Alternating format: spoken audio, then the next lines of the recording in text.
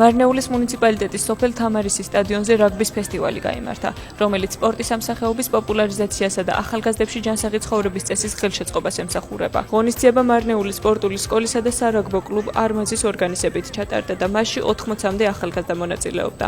ღონისძიების ბოლოს ფესტივალში მონაწილეებს სპორტული ფორმები გადაეცათ.